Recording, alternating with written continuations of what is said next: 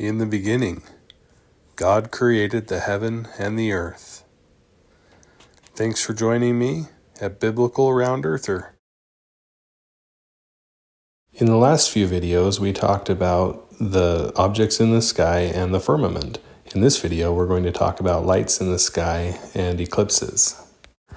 Genesis 1:14 through 18 says, "And God said, Let there be lights in the firmament of the heaven to divide the day from the night, and let them be for signs and for seasons, and for days and years. And let them be for lights in the firmament of the heaven to give light upon the earth. And it was so. And God made two great lights, the greater light to rule the day, and the lesser light to rule the night. He made the stars also. And God set them in the firmament of the heaven to give light upon the earth, and to rule over the day and over the night, and to divide the light from the darkness. And God saw that it was good." Some people may believe that the sun and moon are just lights, like light bulbs, not large physical masses. I would suggest that a fire can give off quite a bit of light and heat, but we may not think of it as a light. And we don't think of it as a solid or maybe a formed, spherical, maybe a better word. Lots of things can provide light. Just because the creation story in Genesis doesn't explain anything more than that they are lights, doesn't mean they can't be something that puts off light. I think that other objects in the sky can help us get a better understanding of the shape of Earth, so I will include some of those ideas here. There are a couple of key factors that can help show why I believe the moon is a sphere and not a round disk that is laying flat towards us. When we see objects in the sky, the only two visible clearly enough to identify details without telescopic aid being the sun and moon, the greater light and the lesser light, they are round.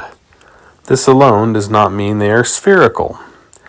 When we see the different phases of the moon, which coincide with the positioning of the sun, the moon, and the earth, we only see a straight line when it is at its middle phase where only half is showing.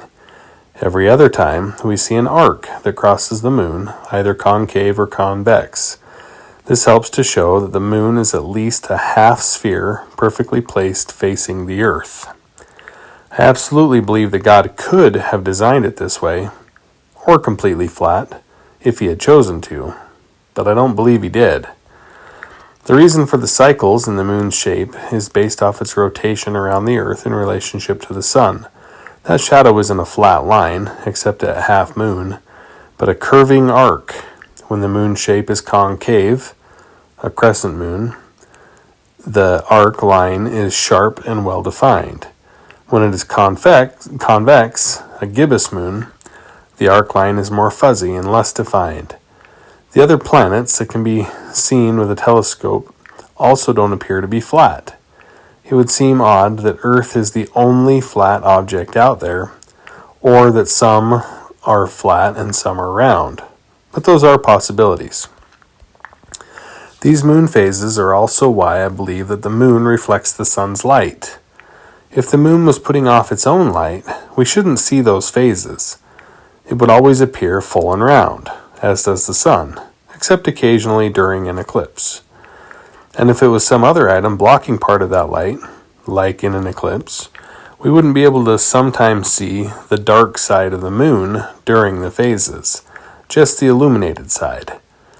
Sometimes we can't see it, and it looks like space behind it. Other times, think about how sometimes the air is so thick with fog or particulates that we can't even see the mountains or some other things a few miles from us. And this might help explain why we sometimes can't see that. And it would mean that there is some unseen object blocking that light. God could have designed this light to change shape constantly, but we don't have anything scriptural saying that, and I don't believe he did. The moon and the sun cycles are different, and they are often in the sky together. When the moon is up during daylight hours, it doesn't really emit light. It just looks like a large round rock. The light side of the moon is always the side facing the sun, whichever it is closer to, and this doesn't change with the setting or rising sun. This would make sense with a spherical Earth model rotating around the sun, but I haven't seen anything showing how the phases work in the flat Earth or central Earth models. Another reason I believe the moon is a sphere is because of how we see eclipses, which are also based on the positioning of the sun, the moon, and the earth in relation to each other. We don't see flat eclipses of the sun or moon, which involve the shadow of the earth during a lunar eclipse. The moon is on one side of the earth, and the sun is on the other, blocking the light from the sun to the moon. We don't have a flat or rectangular eclipse, we see it round. So this seems to remove the possibility of a flat, square Earth with corners. If the sun and moon were spinning on an axis above the flat side of the Earth, I don't believe we would see a round-shaped eclipse, and really no eclipse at all. When we see a solar eclipse, where the moon passes between the Earth and the sun, it is round, not square or rectangular. So it seems odd that it would be perfectly facing us on its flat side.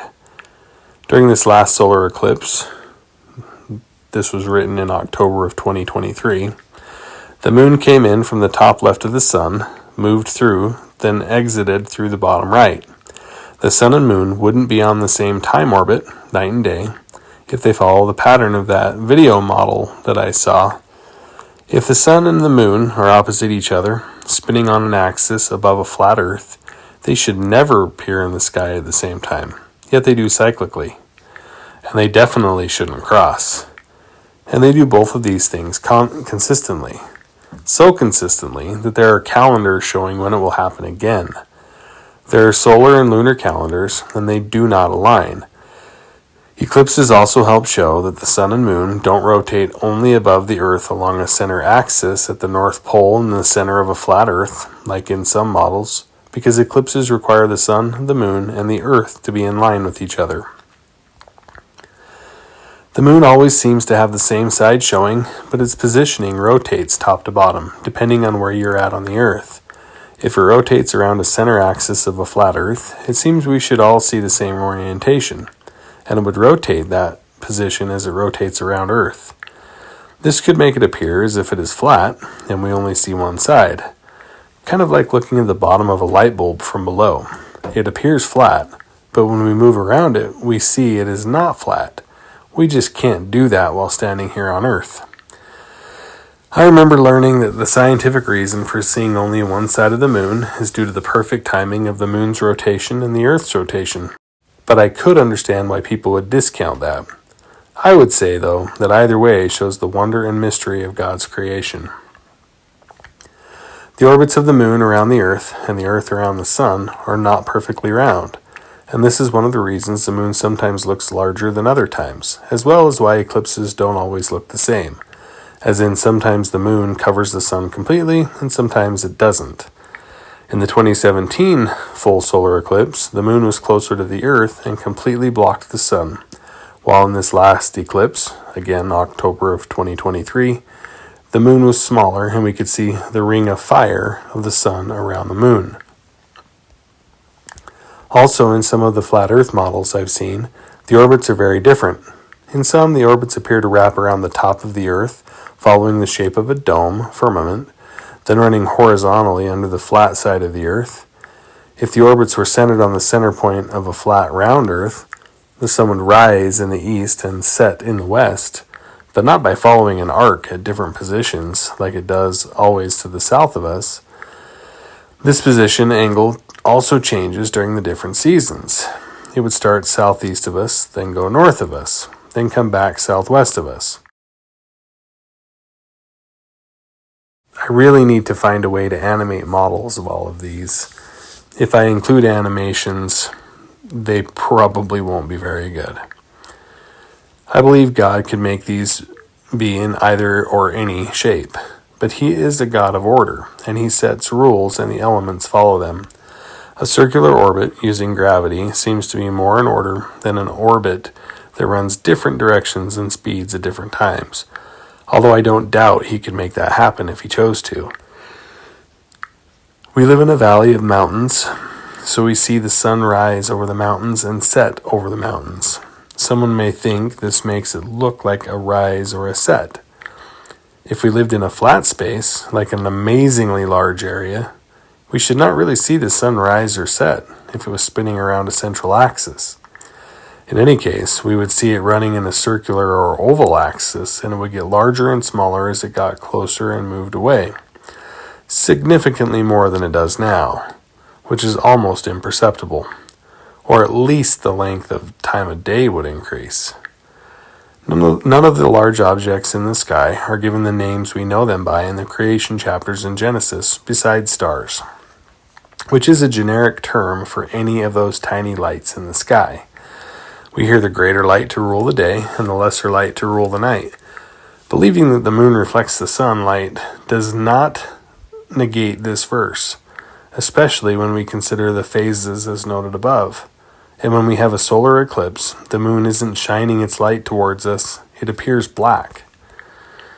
There were and are many assumptions that arose because people have a natural desire to try and make sense of how things work. I think of the movie Smallfoot.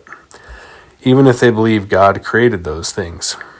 He isn't limited in his abilities the same way we are, but he does seem to create things using processes and patterns, and people try to understand those. Science finds some of those patterns, and it may try to explain them with some reasoning besides God. But that doesn't mean every part of science is wrong, false, or deceitful. I truly believe that our sun is symbolic of the Son of God, Jesus Christ, and how he provides the light for us and the energy for all living. The moon reflects that light, almost symbolically, of how even when we can't see the sun, S-O-N, we can know that his presence is with us. I also firmly believe the sun, S-U-N, and the brightness thereof, represents the highest glory. The moon represents the middle glory, and the stars represent the lower glory. 1 Corinthians 15:41. There is one glory of the sun, and another glory of the moon, and another glory of the stars. For one star differeth from another star in glory. Job 25:5 seems to be mentioning the lesser glories of the moon and stars. Behold, even to the moon, and it shineth not. Yea, the stars are not pure in his sight. That will be all for today. Join me next time when we'll talk about orbits. Thanks for joining me at Biblical Round Earther.